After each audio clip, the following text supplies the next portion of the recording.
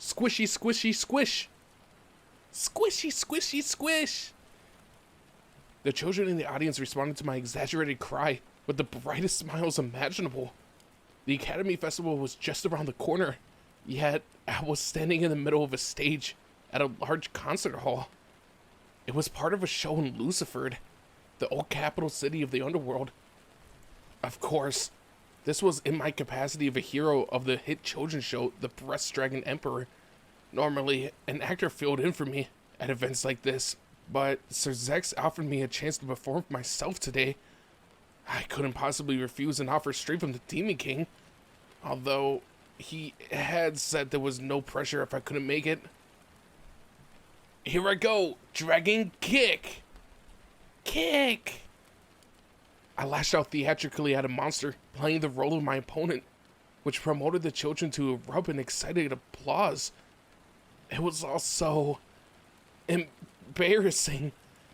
Still, the joyous reaction of all those kids filled me with tremendous sense of elation. The venue was packed, most seats occupied by children or their mothers. People must have come from all over the underworld. The stage was covered with flashy sets and equipment, and every time I made a move, the props lit up with fake explosions. Seriously, Demon Society had taken human special effects technology to the next level. Beside me on the stage stood the Prez, known as the Switch Princess, along with Kiba, who played the villainous Darkness Knight, known as Fang. When the President's Switch Princess costume waved to the crowd, her male fans and all the children gave a thunderous cheer. There were just as many admirers on Kiba's side, mostly mothers and young women. Damn that cursed pretty boy. I was fuming with jealousy here. All the same. Breast Dragon! I couldn't resist the adulation of the young fans who'd come all this way just to see me.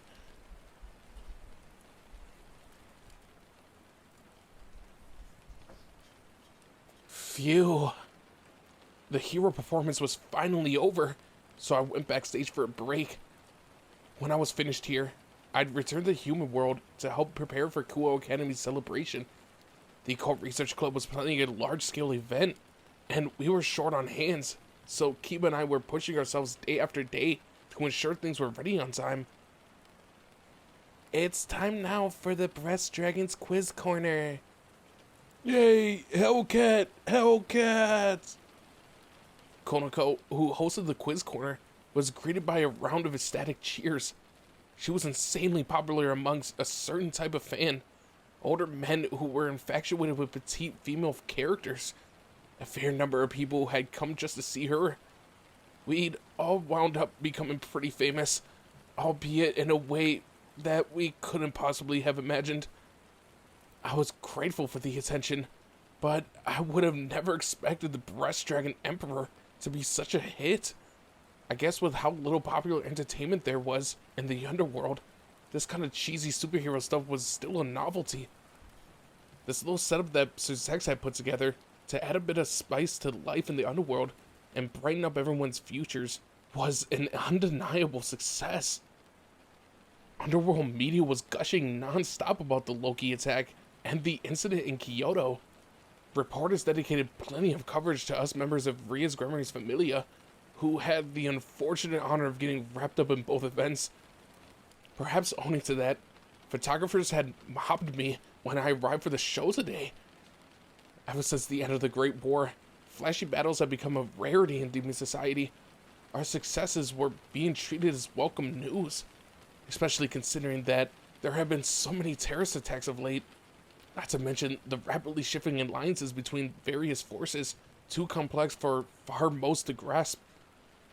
Our success had been broadcasted to children of the underworld, with the headlines like Breast Dragon snatches another glorious victory. As far as kids here were concerned, our real-world triumphs were undistinguishable from what they saw on television.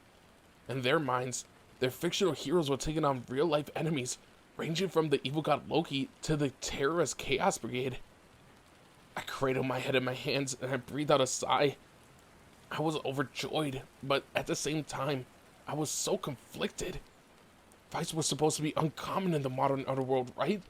So why did we keep getting caught in the middle of so many? Already, we had faced legendary beings, the old demon regime, and even a god. And to top it all off, our most recent fight had been with the descendants of a true blue human heroes. What were the odds of getting ensnared in all these crazy supernatural conflicts? Peace. Nothing could beat peace. All I wanted was to live in harmony with the Prez, Azian, and Akano. We might get up to some erotic activities now and then, but what I craved the most was ordinary existence full of laughter and smiles, a romantic comedy. Yeah, I had a perfectly normal dream, a yearning to live out my own serene, love-filled days. So why did I keep getting swallowed up by this violent vortex? Admittedly, it was nice to see all those kids having so much fun. Today's events were honestly pretty enjoyable. Still, I needed a break from the non-stop boss rush. I didn't want to die or drag my friends into danger. If anyone in our group were to perish, I'd be a wreck. Nonetheless, it was precisely because we'd been pulled into those battles that our familia had become what it was today. The situation really was a mess. We held our unmistakable team bond to all that conflict. Maybe pushing through impossible trials together was what made the greatest familia? Or perhaps it really was my dragon qualities, the innate power of attraction possessed by the heavenly dragons that had brought us all so close. I was actually pretty worried about that idea. With each passing day, I became more convinced that all these incidents were ultimately my fault. Even Azazel said that there seemed to be too many irregular occurrences lately. I had to put a stop to these thoughts. The more I brooded over it, the more it would get to me. There was nothing to do but accept what came and work to make the best of it. Phew. I decided to go to the bathroom and wash my face. I needed to do something to lift my mood. Stepping into the hall, I heard a commotion in the distance. It sounded like a kid crying his eyes out. Glancing around the corner, I spotted a mother speaking to a staff member near the back door as her child sobbed. "I want to meet the breast dragon." The kid was stomping his feet in anger, and his parents seemed at loss for how to deal with the situation. "I'm sorry, we've already finished distributing tickets for the handshake and autograph session." The staff member apologized. Oh, he didn't get a ticket to the autograph session? Apparently, the tickets had been sold out before the show even started. The event organizers tried to emulate how similar performances were run in the human world. However, for demons unfamiliar with human customs, it must have seemed bewildering to need a ticket to get someone's autograph or shake their hand. "I see. We're too late. They've already finished giving out the tickets," the mother said to her son. This only prompted the boy to start crying even harder. He clutched tight an action figure of me in my armor, practically treasuring it. I couldn't watch on and do nothing. I dispelled my armor a few minutes ago, yet I restarted the countdown. A child weeping for his crushed dreams was too much to bear. With a flash of red light, I re-entered my balance breaker state. I made my way over with the visor portion of my mask retracted to show my face. "What's the matter?" I called out. Mother, child, and the staff member all turned at the sound of my voice. "Breast dragon!" The child beamed in delight. The staffer hurriedly explained the situation. "Oh, Miss Hyoto, these two guests here have missed out on the tickets to the autograph session, so..." Nodding, I got down to my knee and asked the kid, "Oh, what's your name?" "Lyman Cuss." "Thanks for coming to see me, Lion Cuss." I glanced up at the staff member. Do you have anything to write with?" "Oh, will this do?" The staffer held out a marker. "Your hat, the one with my picture, do you mind if I write on it?" The boy, Lion Cuss, nodded 3 times. Every time I signed my name, I was reminded of my ineptitude with the demon script. Kids looked up to me as a role model. The last thing I wanted was to disappoint them. Whether fighting or writing, I was acutely aware of my need to improve. I signed my name on Lion Cuss's cap and placed it back on his head. Beaming brightly, the boy took it off to look and put it back on several times in a row. "Thank you," the mother said. I placed a hand on the boy's head. "Lion Cuss, you shouldn't cry. You need to be strong, no matter how many times you fall to the ground. You need to get back up and protect the girls around you." With those words, I rose back on my feet and returned to the waiting area backstage. The staff member walked beside me with a conflicted expression on her face. "Mr. Hyoto, please refrain from doing that again. We can't meet everyone's requests, so if you make exceptions..." She was right. I'd acted without thinking. The event crew members were all doing their best, but they understood fulfilling everyone's dreams was impossible. If I kept making special allowances, it would cause trouble for them, betraying their efforts. I should have recognized that. Honestly, I did. Yet, I couldn't leave the kid in tears either. Yeah, I was hopeless. "I'm sorry. I'll be more careful." I apologized, stricken with guilt. The staffer nodded in understanding, then returned to her post without further words. I was genuinely remorseful, but still, "That's my Issei. You were invincible." Recognizing the Prez's voice, I glanced around, and sure enough, there she was. She approached me and stroked my cheek with her hand. "That was a little rash of you, yet you kept that child's dreams alive." Prez. She understood me better than anyone. This gesture alone was enough to lift my spirits. She really was the greatest woman I'd ever met. I was touched. She always looked out for me. At that moment, another familiar face appeared down the corridor. "Oh dear. Greetings, Riez, Issei. What are you both doing out here?" This newcomer was the flaxen-haired woman and the spitting image of the Prez. "Mother and Milikis, I didn't know that you were here." The Prez looked flustered, clearly taken aback by the pair's sudden appearance. Yeah, this woman, who seemed nearly the Prez's twin, was none other than Riez's mother, Venelana. "Riez, Issei, I really love the show." Sitting beside Venelana was a young boy, Milikis. He was as bright and lively as ever. Lately, he started addressing me like I was a member of the family. I was touched. The Prez's mother flashed us both a smile. "Yes, I wanted to see one of these events we're hosting for myself. Naturally, Milikis wanted to come along. You got a fine image there, Issei. Very viral. It was a good performance." Whoa, they both watched the whole thing? I was embarrassed, but at the same time, filled with joy. Venelana's reason for attending made sense. The House of Gremory was responsible for managing the Breast Dragon Emperor franchise. Thank you, I said gratefully. I didn't want to be rude to the Prez's mother, but more than that, I found myself powerless to resist her. She truly was a gorgeous beauty. Venelana approached Riez and me, her heels clacking against the floor. "This superhero program has become more important revenue stream for the House of Gremory. Obviously, its value is immeasurable for the children in the underworld. I would be immensely grateful if you would continue working on behalf of our house, the underworld, and my daughter." Of course, I push myself to my limits until my bones are ground into dust. I'd do anything for the Prez's mother. "Until your bones are ground to dust?" That's a Japanese expression, isn't it? A good response. I would expect nothing less of a future scion of the Gremory name. Though...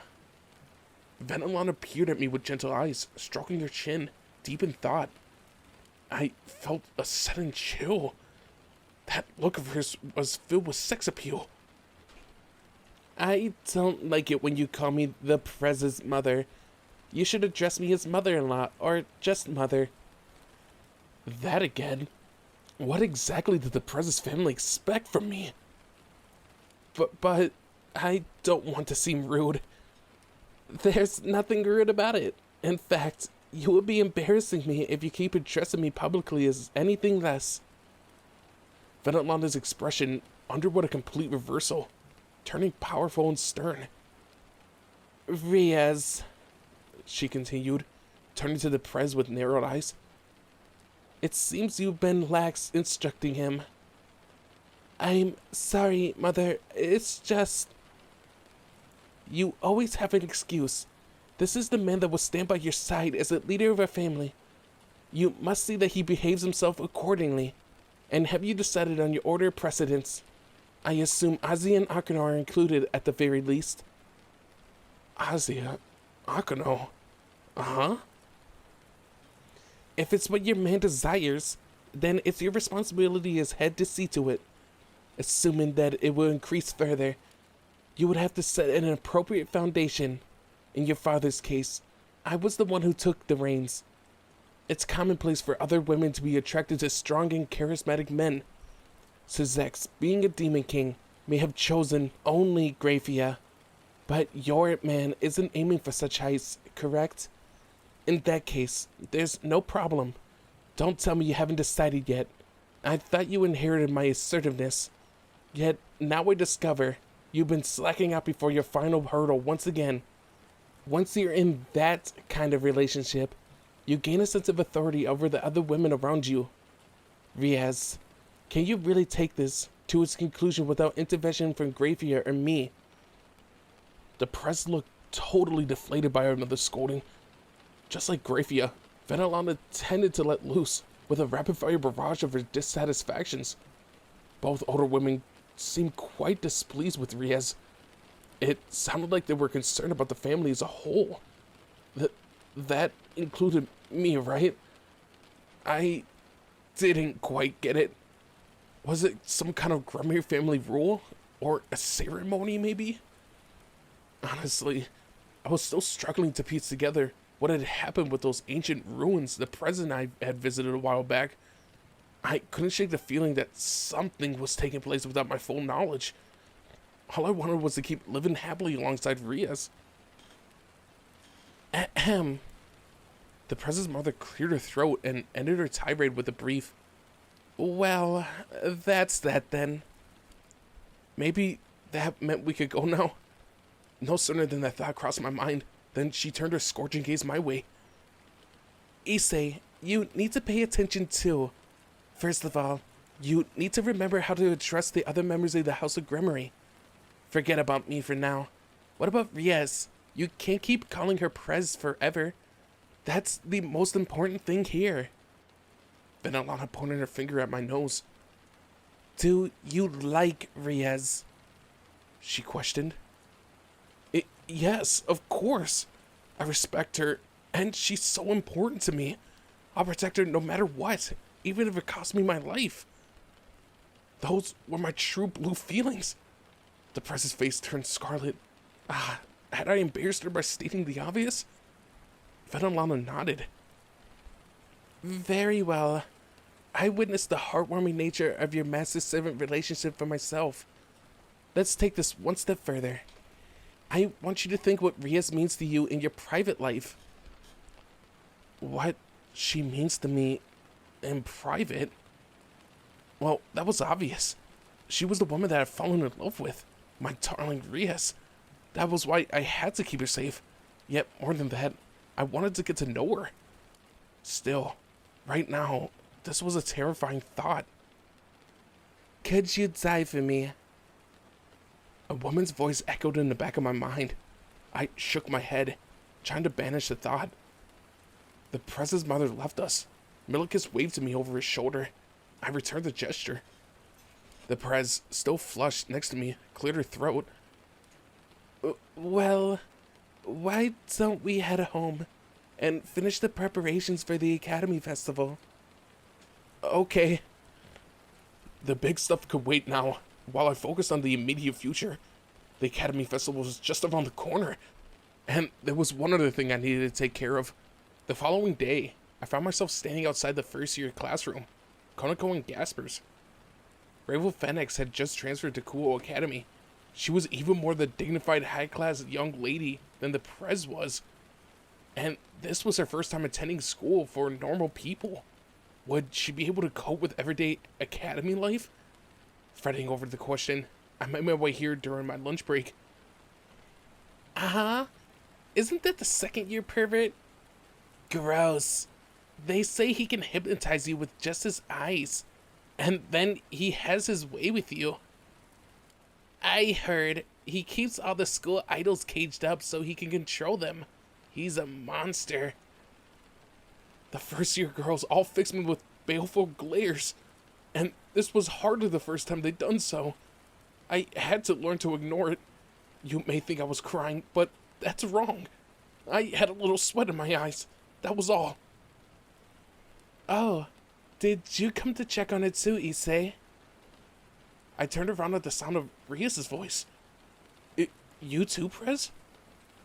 Yes, I was a little curious.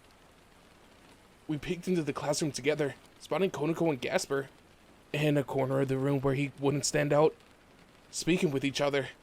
As for Ravel... Whoa, that's her? With her hair done up in curled ringlets? Her uniform really suits her. Do you have all the textbooks, Phoenix? What a strange name, Phoenix. It's so cool. I'm glad that we have another foreign transfer student after Gatsby. The other girls in Ravel's class had surrounded her. Well, she just transferred in today, so it made sense that everyone wanted to get to know her. If a foreign beauty had entered my class, everyone would likely treat her like an idol. Given Ravel's typical superior attitude, I expected her to come out with something like, "Oh ho ho, ask me anything, I'll oblige."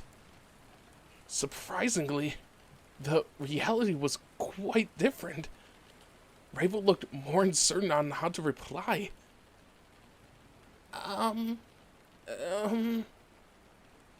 eyes wavered back and forth, as though she didn't know where to look. At that moment, her gaze locked onto the Prez and me. A few first years, probably fans of the Prezes, had noticed this as well and were starting to whisper. Excuse me, Ravel announced, jumping up from her seat and marching our way. She grabbed us and led the way out of the classroom, down the hall, and around the corner. What's wrong, Ravel? I asked uncertainly. At this, her cheeks turned pink in embarrassment. I've never transferred schools before, so I didn't know what to say to anyone. And I'm a demon, so I'm unsure what commonalities I share with human students. She was a demon, and a high-class one at that. It wasn't astonishing that she didn't know how to interact with regular students in the human world. I could appreciate her predicament. Unlike her usual haughty self, this side of Ravel was pretty cute. You do want to talk to your classmates, right? The Prez questioned. Of course. I'm working to become a better person. It's important to associate with people outside the nobility and learn something from commoners. Now, that was an admirable way of thinking. Completely different from her brother, Riser. Riser had sunken into a deep depression after losing to me, but we managed to help him back on his feet after Ravel came to us for some advice. Thanks to that, he conquered his fear of dragons and returned to his usual lifestyle. Apparently, he intended to return to the raiding games in the not-too-distant future. He wasn't a bad guy. Like me, he was just a bit of a pervert.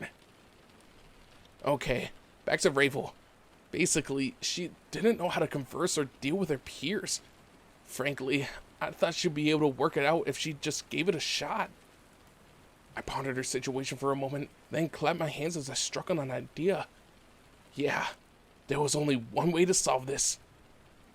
Hold on a second, I need to get Konako. Just as I spun around to the first year classroom. Did you call me? Her voice came out right next to me.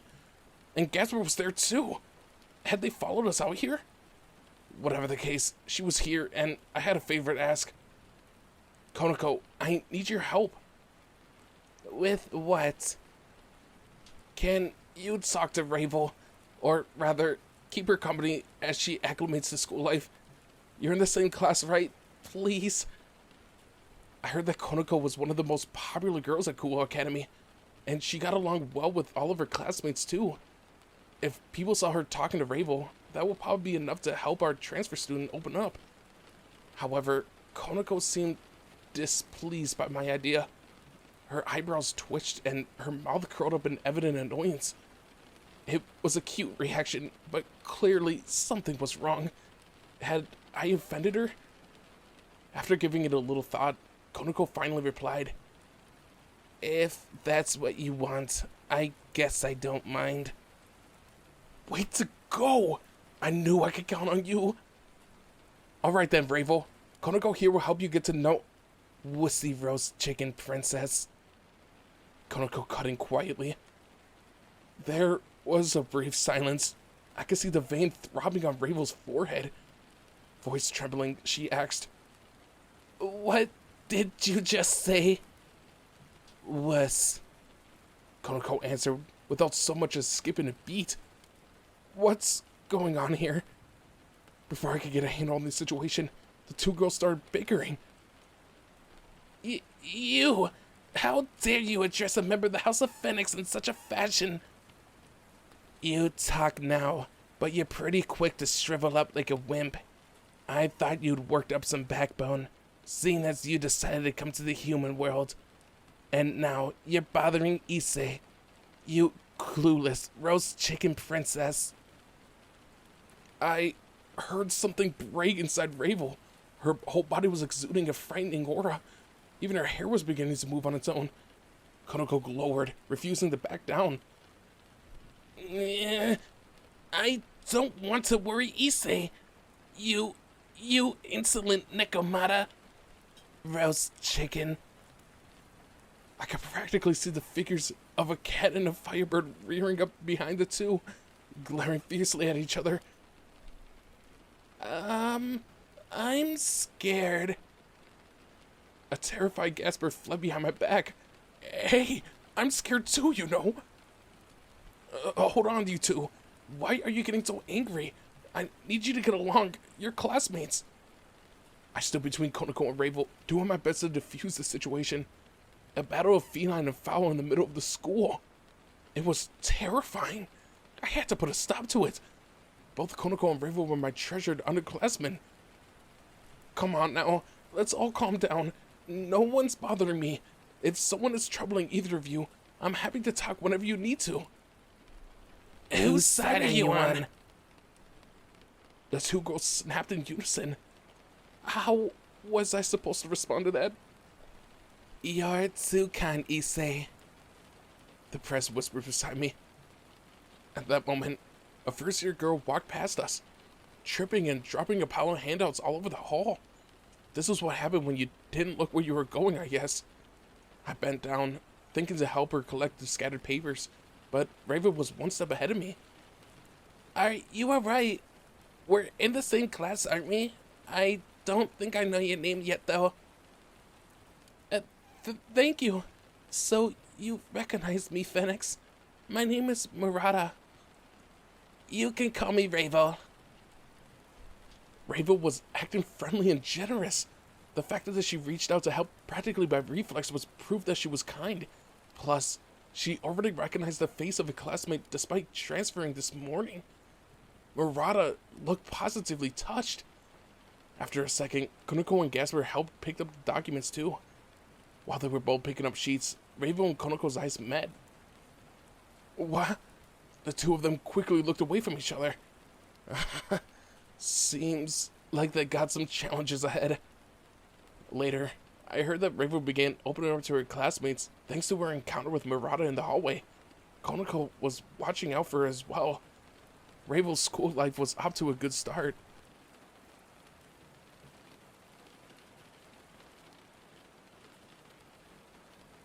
Now then, let's get to work, the press stated. Right. We responded in one loud, energetic voice. After school, we members of the Occult Research Club, with Ravel now among our ranks, set to our preparations for the Academy Festival. Our set piece for the event was none other than an occult mansion. The idea was to use the entire old school building to house a number of attractions.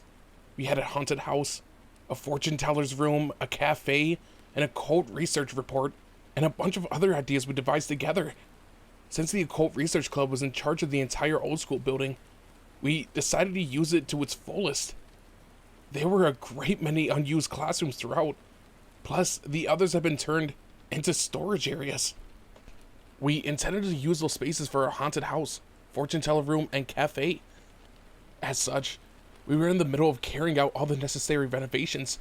Using our demon powers would have made our job quick and easy, but the Prez wanted us to work by hand as much as possible, and we were all happy to oblige. This building may have been the headquarters of the Gremlin Familia, but it was also part of Kuo Academy. Our goal was to finish the festival attractions as students, not as demons. The girls were focusing on designing costumes and redecorating the rooms. They made unused classrooms into workshops and were preparing the costumes for the cafe and haunted house. For Ravel, who had just joined the Occult Research Club, this was an entirely new experience.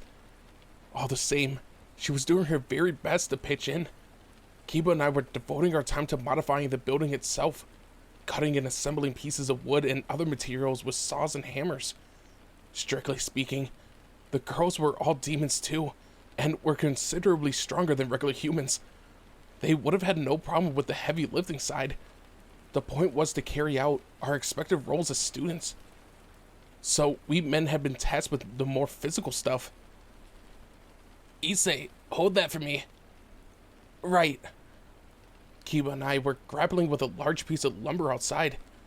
Azazel and Rosvice, being members of the teaching staff, were attending an after-school meeting. Apparently, several details about the Academy Festival had yet to be fully decided.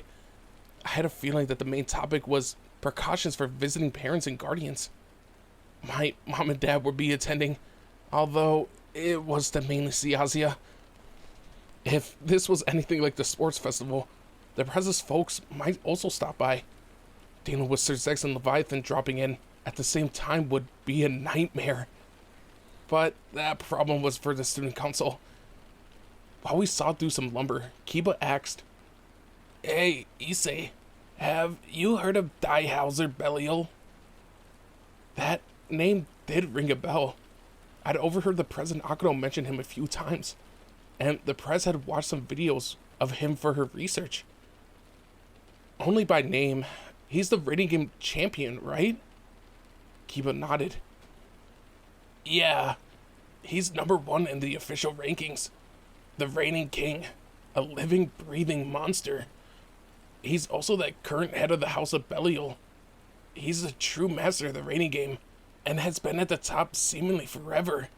People call him Emperor Belial. Emperor Belial? That was an impressive title, even if he wasn't a demon king. Kiba continued, even as we worked. Every rating game contestant in the top 20 is said to be on an entirely different level, with the top 10 being considered living legends. The top 5 are unshakable.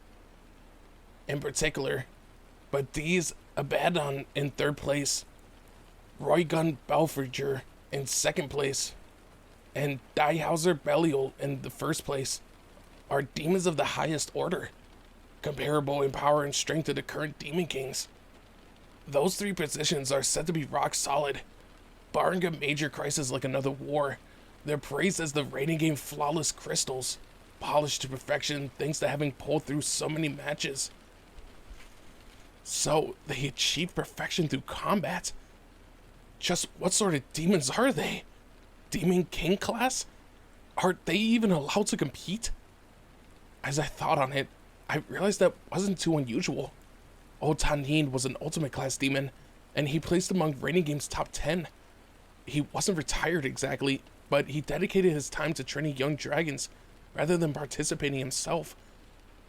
I've never heard of the houses of Abandon and Belfriger, I admitted. No, I didn't recall those names in the second and third place. Theirs weren't among the list of 72 pillars I had memorized. That's only natural. They're unlisted after all. Extra demons, as they say. It's a well-known fact that their families want nothing to do with the current government. Some people call them heretics. But Dees and Roygun have basically cut ties with their relatives to take part in matches. Huh. So, they were demons participating despite personal issues? To think that they were so eager to compete that they essentially left their families behind. Raiding games sure had a powerful allure. Combat, power, wealth, women, status. All one's desires could be satisfied through success in raiding games. Naturally, I found that incredibly attractive too. Such was the dream that the present authorities had bestowed upon demonkind. Ambition. You know, if Sir Zex and the other Demon Kings joined in, I'm pretty sure the rankings would be completely different, I pointed out. That can't be helped. The rules are clear. Demon Kings are not allowed. Their servants technically can, but none of them seem to be interested either. I get the impression that the Familia members aspire to only serve their lords. It's important to remember that real-life combat and raiding game battles aren't quite the same thing. The game might have been established to make up for the lack of actual fights in modern-day society, but it has a lot of special rules, and the tactics and strategies differ from combat with a real enemy. I don't think it will be all that unusual for a skilled fighter in the real world to perform poorly in the arena. It was rare to see Kiba expressing his opinion to this extent. Was this a sign that he was opening up to me? If what he said was true, it was possible that the current reigning champions team might be stronger than Sir Zex's. As unpleasant as the thought was, Diehauser Belial's team could potentially outclass the Demon Kings.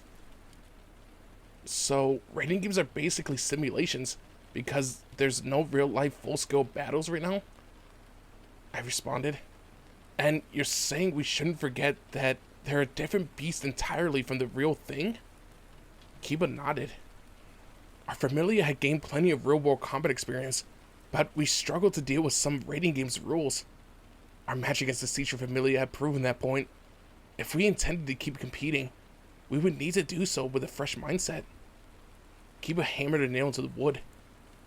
With you and the president aiming for the top, Diehauser Belial is going to be an unavoidable obstacle. If you want to move up in the demon world, you better start thinking of the current high-ranking teams as future opponents. As the president's knight, I'll have to improve too. The press wouldn't be entering a raiding game in earnest until she graduated from university, which was 4 or 5 years away. It felt so distant, but something told me it would pass in a blink of an eye. How far would I go in that time? Would I be able to hold my own against Emperor Belial? Before any of that, I had to focus on the matter at hand. I shook my head and lifted my handsaw into the air. For now, let's just worry about the match with Sire Org. Kiba responded with a forceful nod. The two of us have been training for our upcoming match, as have the others. We couldn't afford to fall behind the Bale Familia. They already have a firm grasp on our capabilities. I'm sure they've analyzed our fighting techniques from recordings of our previous matches. The only information they're probably unaware of is your new technique in Zenovia's Extra Rondo. Recordings of our earlier raiding game bouts were accessible to the public, so it was natural to assume our opponents were studying them. They'd have a firm understanding of my balance breaker and Kiba's. Yeah, I'm sure they're all pretty up to date on us, I remarked. Naturally, I would have my doubts about my king, and their Familia too, if they didn't do their research beforehand. Just saying, bring it on won't cut it at this level. For that reason, we're also gathering everything we can on Sire Org and his team. We'd done extensive research before our match against that show-off Zephador Glacia Lobolis, and we're doing the same with the Bale family. I doubted our last opponent matched our upcoming one, though. After all, Sire Org was a rare sort of demon who kept a dedicated training regimen just like we did. Undoubtedly, he would come at us with power far greater than that of Glaciolabolus. You know, they might have caught wind of your new power-up, and I think Saror sensed something different in you during your sparring contest the other day. He'll be on guard. The problem will be when you use that new technique of yours. It would be the most efficient before he realizes how it works. Saror had acted as though he recognized something in me during our fistfight at the Gremir residence before the trip to Kyoto. That could have led him to believe I had awakened new powers during the incident with the hero faction. As for the many facets of my new ability, each form has its own quirks, and I don't think I'll be able to use any of them against Sire Orc more than once. The Red Dragon Emperor's three-pronged promotion, the illegal move Triana, or just Triana for short, came with strengths and weaknesses, depending on which specialized form of an evil piece was utilized. The Welsh Sonic Boost Knight granted me godlike speed, but it did so by removing a lot of my armor, leaving my defense low. I could compensate for that by switching modes to the Welsh Draconic Rook, but that drained energy. Rapidly changing back and forth between the two would be difficult to manage. The Welsh Blaster Bishop was capable of unleashing a huge amount of demonic power, but it took time to charge, and it would be useless if I wasn't able to score a direct hit. The Welsh Draconic Rook granted immense power and protection, but by thickening my scale mail, it hindered my movement. In short, they were all powerful, but they each also had easily identifiable weaknesses. The stronger they were in one area, the weaker they became in another. I could make up for that to some extent by stringing combos together, but the strain on my energy and stamina would be immense. Combination moves could help compensate for each mode's shortcomings, but it would exhaust you pretty quickly. However, you won't be able to survive if you don't use them, so it's really your only option. Keeping it up for a long time carries a tremendous risk, though. Yeah, it's better suited for short battles. I should probably keep it in my pocket for as long as possible. Triana worked best in fights that I could finish swiftly, and it only worked as well as it had against Cao Cao because he'd never seen it before. Exposing even one of these promotions gave my opponent clues to deduce how the others operated. It was only natural. Seeing someone with a specialized knight promotion would lead you to think they had a unique versions of other pieces. If I used it right, I had the potential to end the match in a single string and inflict major damage. The glaring problem was the charge time for the Triana Bishop. For now, I would have to set my new ability aside. If worst came to worst, I would bring it out, but otherwise... Yeah, I might have to go for a combo move. Maybe, if I timed the promotion just right and try a whole range of simulations. The order in which I employed each individual role and a combination move was vital. I started with a bishop piece in Kyoto, but generally speaking, that would be a bad move. I was a sitting duck while I prepared for range energy attacks. Was it best to start with a range strike, then close the distance before my opponent could react with my Triana Knight promotion, and finally pummel them after shifting into my Triana Rook mode? That was exactly what I'd done back in Kyoto. Couldn't I think of any other ideas? I'll keep you company while you experiment with each of your promotions. I also want to try some new techniques in our training bouts. Huh? Kiwa's declaration filled me with a touch of dread. Techniques? Seriously? So you worked it out? Yes, to a point. Anyway, how's Drake? I haven't seen you two talking much lately, Kiba observed. With that, I activated my gauntlet and called out to the dragon inside, who had remained silent all this time. Drake, how are you feeling? He responded to my question aloud so Kiba could hear, his voice unusually lethargic. I've had a lot on my mind lately. The great Red Dragon Emperor let out a deep sigh. He'd been moping since we returned from Kyoto. All the frightening power-ups I was unlocking seemed to be troubling him. Drake had been reduced to tears on more than one occasion in recent memory. Everyone kept telling me that I had to be a pretty bad Sacred Gear vessel to make a Heavenly Dragon cry. Sorry for being such a pervert, buddy. An all-male clandestine meeting. The Red Dragon Emperor really doesn't discriminate, huh? Azazel had arrived. Cut us some slack, Teach. Hold on. Has the staff meeting for the festival finished? I slipped out, saying I wasn't feeling the best. I know we got a lot of foreign students here, but damn, they're going overboard with all the precautions. It's one argument after another. Rossvice can handle things for a bit while I get some air. What? Azazel was just as selfish, haphazard, and insincere as ever. Fortunately, our Valkyrie was serious-minded and diligent. Drake. Azazel called out to the gauntlet. You remember what we talked about?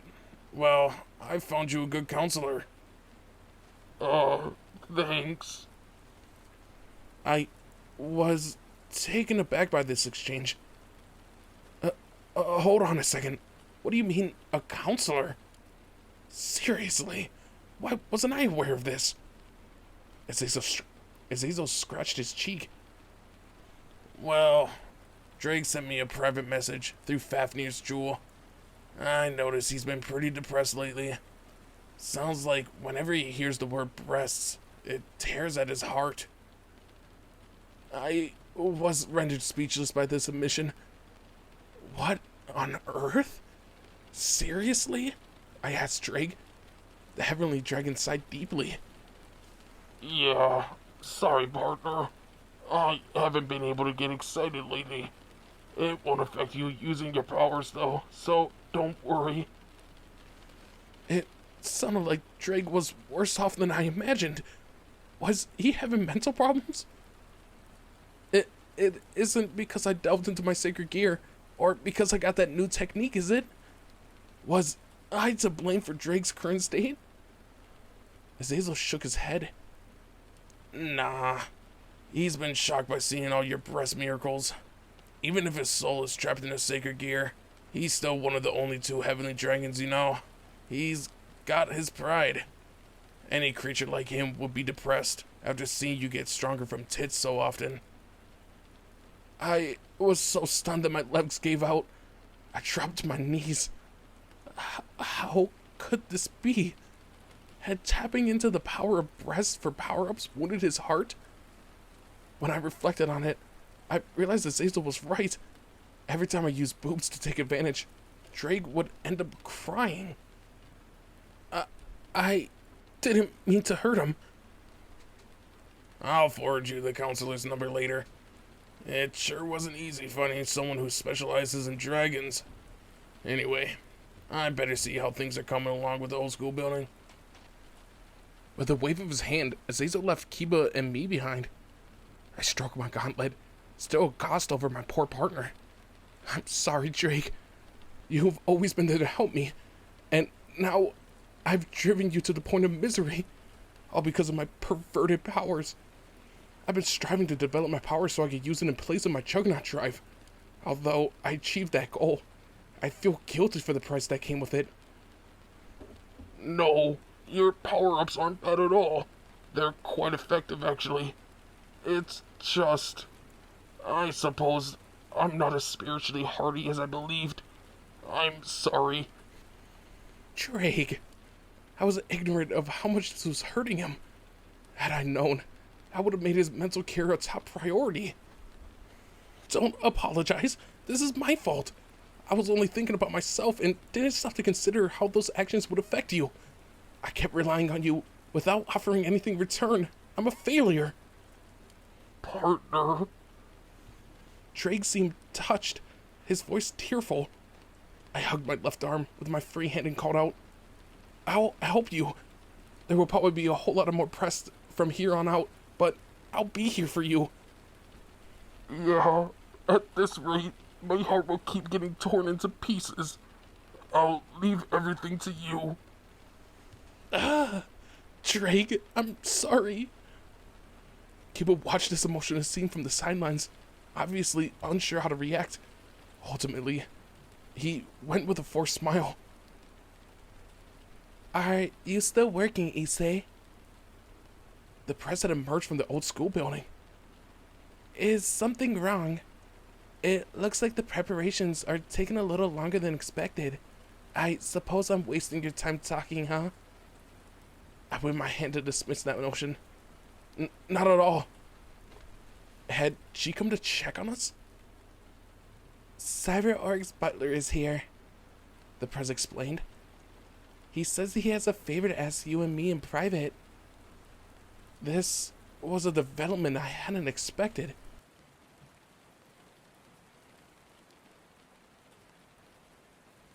The following day, the press and I made our way to the underworld territory of the House of Sea-Tree. A luxurious limousine ferried us along a road through the forest, abundant in unspoiled nature. I had a bouquet of flowers in my hands, a gift I've been trusted with looking after. It's from my mother, the press said while we rode in the car. Cyberorg's butler had insisted on speaking with us about an urgent matter and had contacted the House of Grimory. The press's mother had accepted on Rias' behalf. Venolana was born to the Bale family too.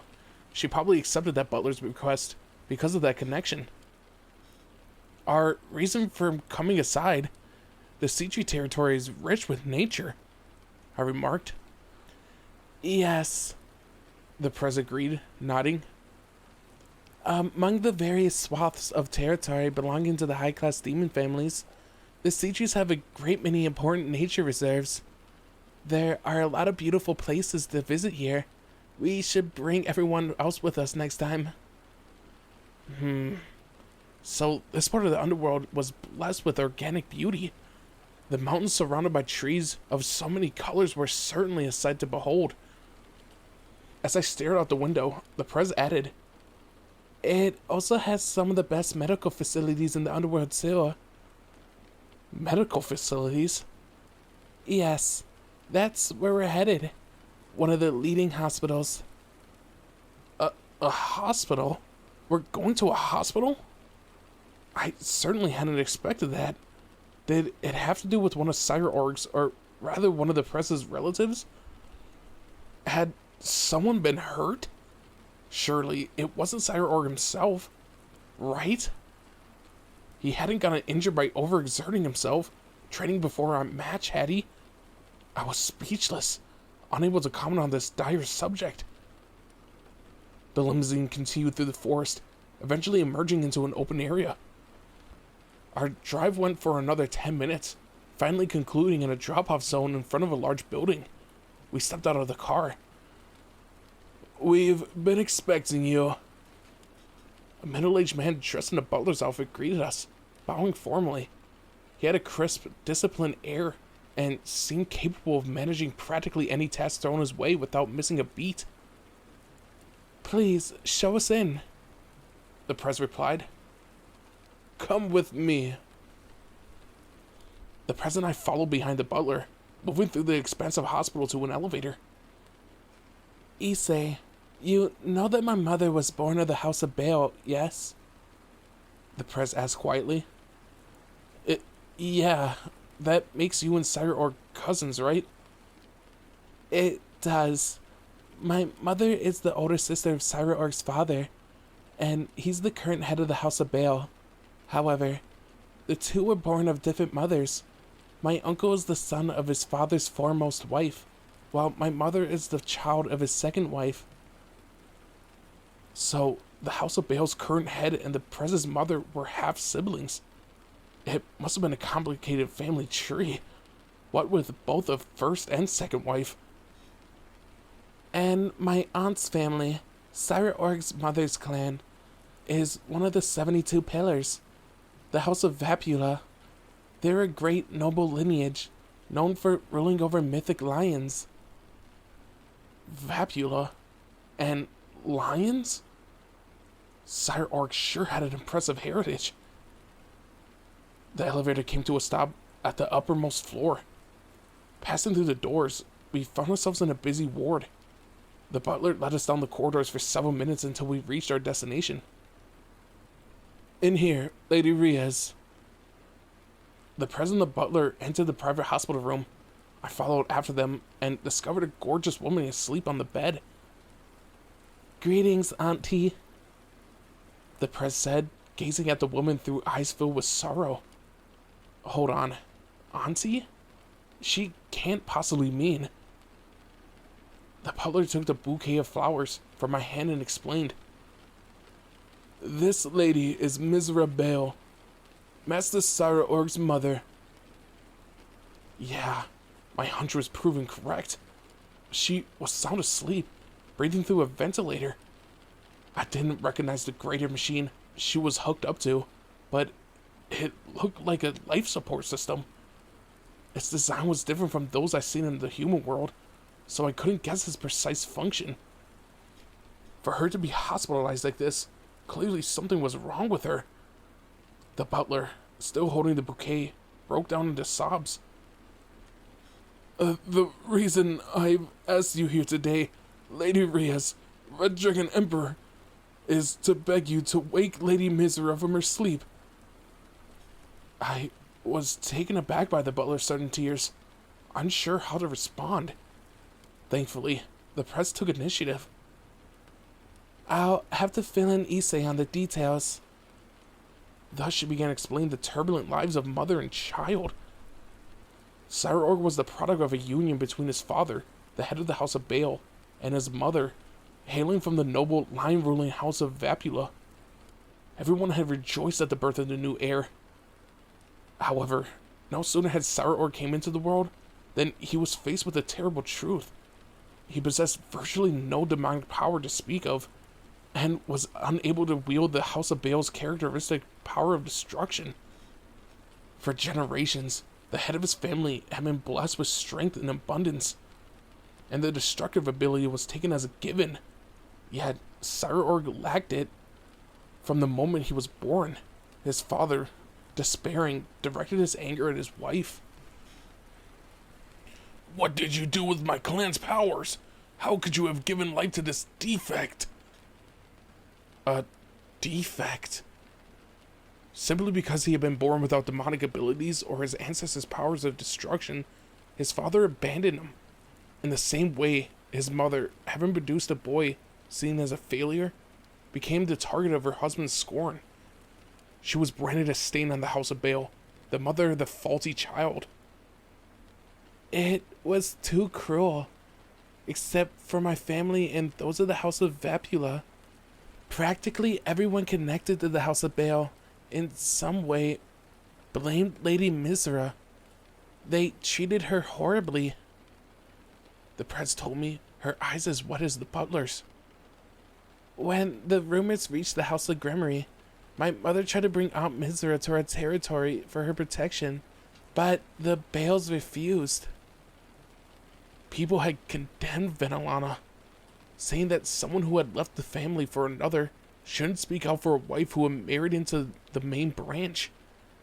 On top of that, the Bales resented the fact that Sirzex of the House of Gremory had not only inherited the powers of destruction, but also had become so successful in the underworld.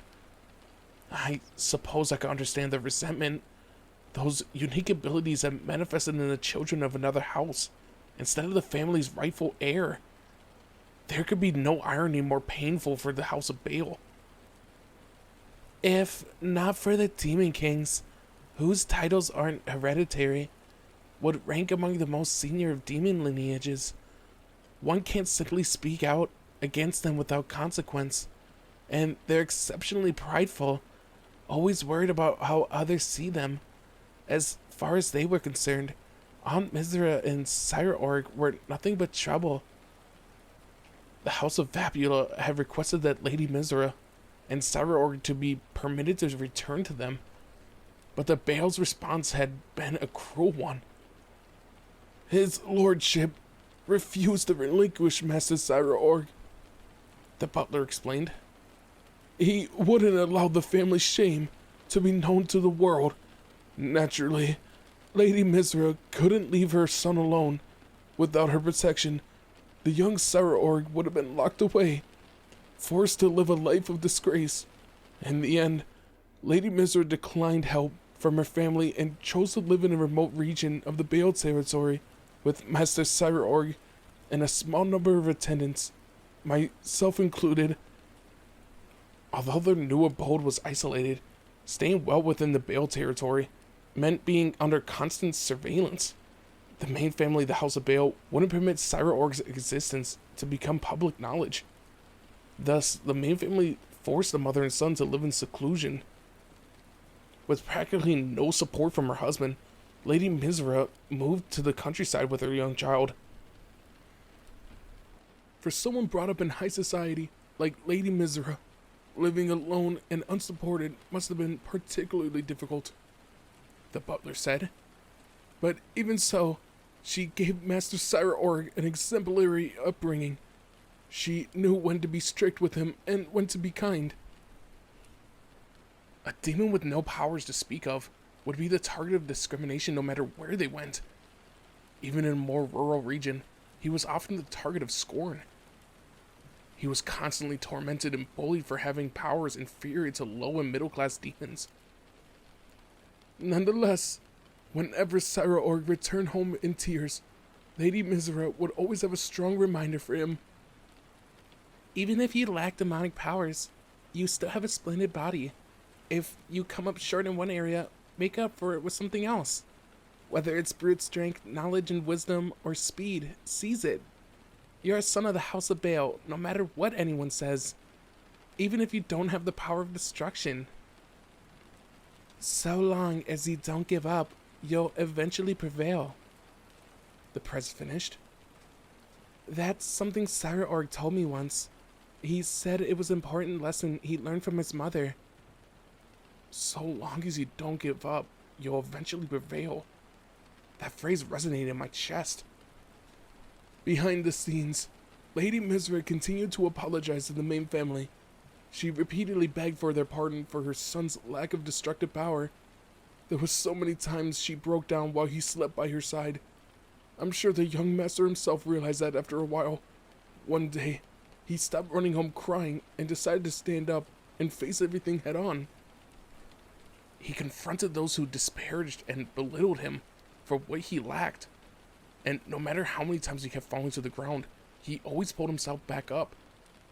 This new Sarah had an unshakable goal. I will create an underworld where demons of any background can achieve their dreams through deeds alone. Demon society had been ostensibly meritocratic, but in reality, there was an enormous gulf between those born in high social standings and everyone else below them. Strength did little for lower class demons, hoping to live the lives they desired. Sarah ambitions struck me as similar to Jerome and Sona's. As for me, well, I was unusually blessed. I was a low-class demon, but also a member of Rias Grimory's Familia, and my master was exceptionally kind. Nonetheless, there were still those from high-ranking noble families who discriminated against demons of lower ranks. I couldn't imagine the prejudice that Sarah endured at the handle of his own family. Around the time when Sarah was old enough to take on mid-level demons by himself, something happened to his mother. It's a disease unique to demons. It isn't particularly common, but those who develop it fall into sleep from which they never awake. As such, they have to be kept on life support at medical institutions like this. The press explained, forlornness in her eyes. In other words, Sarah mother had fallen victim to that incurable ailment. Doctors had tried every treatment imaginable, but none proved effective. Nonetheless, Sarah continued to push ahead. Master Sarah continued to train until he reached a state of near perfection, ultimately defeating his younger half-brother in a contest of ability to secure the position as the family's next heir. The butler said. Sarah's younger sibling undoubtedly possessed his family's characteristic power of destruction. However, Sarah won and took his place as next in line for the House of Bale. This was a lot more complicated than I had imagined. At that moment, a question had occurred to me. So, Cyberorg defeated his brother and went back to the main house, right? Then, what is his mother doing here? Is the medical care at this hospital better than what would be offered in the Bale territory? I asked. That's part of it, the president answered. But the main reason is that Aunt Mizra's life would be in danger if she was taken back there. Her life will be in danger? Was it that unsafe? Cyberorg certainly usurped his brother's place, but there is still a great many individuals who despise him for what he lacks. And with Aunt Mizra bedridden, she would be an easy target. So Cyberorg asked Sona to help move her here to the Siege territory. So the House of Bale was still running with internal strife over its future leader. I was sure happy that I wasn't involved in any noble intrigue. Was the House of Gremlin just unusually peaceful? As easy to get along with the President's family was, this dark side of demon society was truly horrifying. The butler wiped his eyes with his handkerchief. I asked you both here for a special reason. Please, won't you help cure Lady Mizra's disease? I heard that the Red Dragon Emperor can listen to the secret voice inside a woman's heart. People say that his breast powers are different from regular demon magic, that they are capable of bringing about miracles. So please, won't you listen to Lady Mizra's thoughts? I already consulted with their doctors, so long as you don't use harmful magic, they're happy for you to try. Breast powers? People are using the name that Azazel made up on a whim? But basically, this butler guy was asking me to use my booblingual technique on Cyberorg's mother, but she was sick. Was this really okay? The ability was undeniably erotic. Booblingual tapped into something mysterious that allowed me to converse with breasts. In a way, it was somewhat an invasive technique, but at least it wasn't the sort that endangered the target's life. That butler was a daring guy to ask me for help, though. Back in Kyoto, the first generation son Wukong had helped me use the booblingual to get through to someone else seemingly beyond all hope. So maybe I could accomplish the same with Cyberorg's mother? Would it really work on someone who had fallen ill? People's feelings on my absurd technique seemed to be utterly flipped. They had all hated it initially, yet lately, they all took it far too seriously. Booblingual had got me in to treat a grievously sick woman. The Prez, cheeks red after hearing the butler's injury, said, I don't know if that would work, but if her doctors had given their permissions, we should make an attempt. Issei's technique has brought about miracles before, so there's always a chance. Please use it on Aunt Mizra, Issei. If the press was willing to go this far, I couldn't refuse her. Please, I beg of you, the butler added, bowing deeply. Right. Okay then, let's give it a shot. I understand. I can't guarantee anything, but I'll do my best. I activated my gauntlet and began charging my power to use my breast translation technique. Boost! Once a certain amount of energy had built up inside my sacred gear, I paused the charging process and activated my ability. Booblingual! A mysterious field spread through the room, centered on me. I called out to Lady Mizra. Cyberorg's mother, please answer me. How are you feeling? It was such a senseless thing to ask. Her breasts didn't say anything in response. No effect. Did I fail? No. I refuse to give up until I tried everything. I'll activate my armor and ask her again. The charging time necessary to manifest my armor had been reduced significantly following the battle in Kyoto. So I triggered it now. My apologies for doing something so dangerous in the hospital. Please forgive me, hardworking medical staff members. It was all for Cyberorg's mother. As the president of the butler watch, I poured my Red Dragon Emperor power into my mind to increase the potency of my abilities. Boost, boost, boost, boost, boost, boost, boost, boost, boost, boost. Breasts of Cyberorg's mother, please speak to me. My Red Dragon Emperor aura watched over Lady Mizra, asleep on her hospital bed. I increased the energy output and tried asking again, and yet, as I feared, her breasts didn't say anything in response. The technique should have been perfect. Maybe boobs couldn't answer if they were unconscious due to illness? What are you all doing? Questioned someone new. The present I turned around, only to lay eyes on a man with short black hair, purple eyes, and a powerful physique. Cyberorg.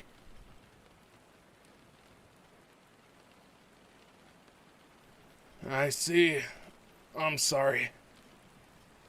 After seeing what we were doing in his mother's hospital room, Cyberorg thanked the present me, giving us a faint smile. It was no use talking in the hospital room, so we made our way to the rest of the floor.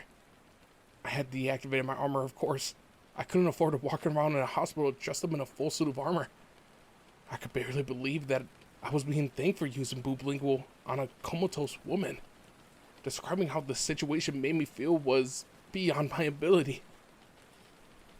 I'm sorry. I told Issei about your mother and you, and right before our match. And after all that, we weren't even able to help. The Prez looked genuinely remorseful. She probably thought she needlessly involved me in Cyberorg's personal affairs. Perhaps the Prez feared that this would make it hard for me to fight Cyberorg when the time came. I don't mind. I'm glad you came. And I'm sure my mother as well. The House of Baal's conflict are common among the 72 pillars, especially when it comes to deciding the next family's head. It's a culprit, so the culprit just so happens to be one of the higher ranking families this time. Cyberorg spoke as though the events of his own past were no great importance. To me, what his family had done seemed beyond cruel, and Cyberorg came across as all the more incredible for having overcome their abuse. As stupid as I was, even I recognized that his life experiences couldn't possibly be summed up so easily. I am indebted to the House of Citri and Grimmery. I can't thank you enough, Cyberorg said. It's okay. Really, it's the least that we can do, the Prez replied. As an observer, it seemed like an everyday conversation between two cousins. Perhaps this casual exchange was only possible because Cyberorg was now the heir to the House of Baal. I had to wonder. Suddenly, his expression turned stern. Remember that our match is a separate matter. My team will be the one to win our rating game. So, throw away any feelings of pity, because I don't want your sympathy to hold you back. I desire to fight the Gremlin Familia at its best. Cyberorg looked positively dauntless. He averted his gaze, staring down at his clenched fists.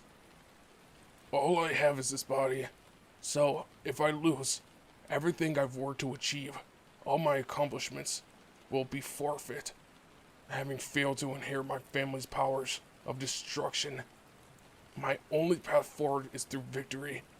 I have no choice but to triumph with these fists. He glanced at the present me, a fiery spirit burning in his eyes. It might not be particularly cool or flashy, but clumsy as it is, that's how I intend to face you. I gulped, but decided to meet his challenge head on. I won't hold back. Whatever you went through in the past has nothing to do with our upcoming battle. Besides, I doubt I'll win if I go easy on you out of sympathy. I'll do everything I can to come out on top. Those were my honest feelings. Cyberorg's story was tragic, but all of that was left behind in a raining game. Besides, there was no shortage of tragic pasts among members of the Gremlin Familia. Cyberorg's familia was undoubtedly composed of people who fought for many different reasons too. What mattered was that we each had a goal to keep striving for. My dream is to become a high-class demon and the mightiest of pawns.